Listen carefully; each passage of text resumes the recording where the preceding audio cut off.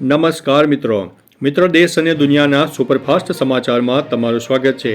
અમરેલીમાં national highway પર અકસ્માતમાં સિંહણનું મોત।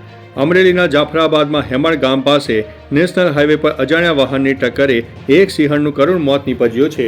મોડી રાત્રે રોડ ક્રોસ કરતી વખતે પૂર ઝડપે આવતા વાહને સિંહણને અડફેટે લીધી, જેના કારણે તેનું ઘટના સ્થળે મોત થયું છે। વન વિભાગે સિંહણના મૃતદેહને પોસ્ટમોર્ટમ માટે ખસેડીને તપાસ તેજ કરી છે। હિટ એન્ડ રન કરનાર વાહન ચાલકને ઝડપી પાડવા માટે કાર્યવાહી હાથ ધરવામાં આવી છે। અન્ય મહત્વના સમાચારની વાત કરીએ તો બાંગ્લાદેશમાં આઈપીએલના પ્રસારણ ઉપર પ્રતિબંધ। બાંગ્લાદેશી ક્રિકેટર મુસ્તફિઝુર રહેમાનને આઈપીએલમાંથી બહાર રાખવાના વિવાદ બાદ બાંગ્લાદેશ સરકારે મોટો નિર્ણય લીધો છે। સરકારે દેશમાં આઈપીએલના પ્રસારણ અને પ્રચાર પર સંપૂર્ણ પ્રતિબંધ લગાવી દીધો છે। સત્તાવાર આદેશ મુજબ આઈપીએલ સંબંધિત તમામ ઇવેન્ટ્સ અને બ્રોડકાસ્ટિંગ તાત્કાલિક અસરથી સસ્પેન્ડ કરવામાં આવ્યા છે। બાંગ્લાદેશ સરકારે આ પગલાંને જનહિતમાં લીધેલા નિર્ણય ગણાવ્યો છે। અન્ય મહત્વના સમાચારની વાત કરીએ તો બગદાણાધામ વિવાદ। હીરા સોલંકીએ સીએમને કરી છે રજૂઆત। બગદાણા ધામમાં સર્જાયેલા વિવાદને લઈને હીરા સોલંકી અને કોળી સમાજના આગેવાનોએ ગાંધીનગર ખાતે મુખ્યમંત્રી સાથે મુલાકાત કરી। મુખ્યમંત્રીના નિવાસસ્થાને યોજાયેલી આ બેઠકમાં ઘટનાની તટસ્થ તપાસ અને ન્યાયની માગણી કરવામાં આવી। હીરા સોલંકીએ સ્પષ્ટતા કરી હતી કે આ કોઈ રાજકીય મુદ્દો નથી। તેમણે જવાબદાર અસામાજિક તત્વો સામે કડક કાર્યવાહી કરવાની રજૂઆત કરી છે। અન્ય મહત્વના સમાચારની વાત કરીએ તો ખેડૂતોનો કલેક્ટર કચેરીએ હલ્લાબોલ।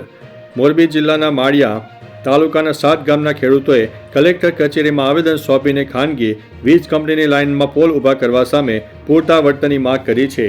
કચ્છથી જામનગર જતી આ વીજ લાઇન ઘણા ગામોમાં ખેતરોમાંથી પસાર થાય છે। ખેડૂતોને પોલ માટે નોટિસ મળી છે, પરંતુ વળતર અંગે સ્પષ્ટતા નથી, જેનાથી અસંતોષ વધ્યો છે।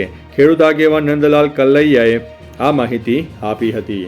અન્ય મહત્વના સમાચારની વાત કરીએ તો એક પેડ માં કે નામ અભિયાનનો છેદ। વડાપ્રધાન નરેન્દ્ર મોદી એક પેડ માં કે નામના નારા આપી રહ્યા છે, ત્યારે રાજકોટની કોટડા સાંગણી સરકારી વિનયન કોલેજના આચાર્યે 12 વર્ષ જૂના 27 સપ્તપર્ણી વૃક્ષો કપાવી નાખ્યા છે।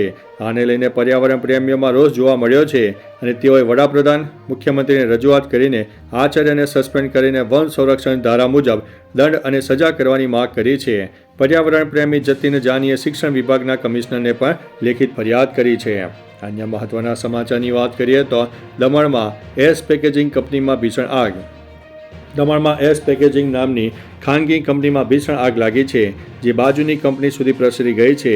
આગની તીવ્રતા એટલી બધી વધી છે કે અફરાતફરીનો માહોલ સર્જાયો છે। ઘટનાની જાણ થતાં દમણ ફાયર વિભાગની 8 ટીમો તથા વાપી ફાયર વિભાગની ટીમ પણ ઘટના સ્થળે પહોંચી છે। આગ ઉપર કાબૂ મેળવવાના તીવ્ર પ્રયાસો ચાલુ છે। હાલ કોઈ જાનહાનિના સમાચાર નથી। અન્ય મહત્વના સમાચારની વાત કરીએ તો 8મા પગાર પંચમાં વિલંબનું અસલી કારણ। 8મું પગાર પંચ 1 જાન્યુઆરી 2026થી લાગુ થવાનું હતું, પણ હવે તેમાં 18 મહિનાનો વિલંબ થઈ શકે છે।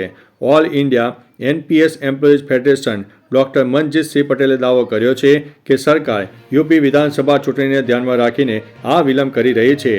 યુપીમાં 22 લાખ કર્મચારીઓના પરિવારો છે, જેનો રાજકીય લાભ લેવા માટે સરકાર એપ્રિલ અને જુલાઈ 2027ની આસપાસ લાભો પણ આપી શકે છે। અન્ય મહત્વના સમાચારની વાત કરીએ તો અમદાવાદમાં ગ્રામ્ય કોર્ટને બોમ્બથી ઉડાવી દેવાની ધમકી મળતા દોડધામ મચી જવા પામી છે। અમદાવાદમાં ઇન્કમટેક્સ નજીક આવેલી ગ્રામ્ય કોર્ટમાં બપોરે એક અજાણ્યા ઈમેલ દ્વારા બોમ્બથી ઉડાવી દેવાની ધમકી મળતા તંત્રમાં દોડધામ મચી ગઈ છે। આ ઈમેલ મળતાની સાથે જ કોર્ટ પરિસરમાં ભયનો માહોલ સર્જાયો હતો। સાવચેતીના ભાગરૂપે કોર્ટનું કામકાજ તાત્કાલિક અસરથી સ્થગિત કરી દેવામાં આવ્યું છે। ઘટનાની જાણ થતાં જ પોલીસ સહિત બોમ્બ સ્ક્વોડ અને ડોગ સ્ક્વોડની ટીમ ઘટના સ્થળે પહોંચી ગઈ છે। તો ચાલો મિત્રો, ફરીથી દેશ અને દુનિયાના સુપરફાસ્ટ સમાચાર લઈને મળતા રહીશો।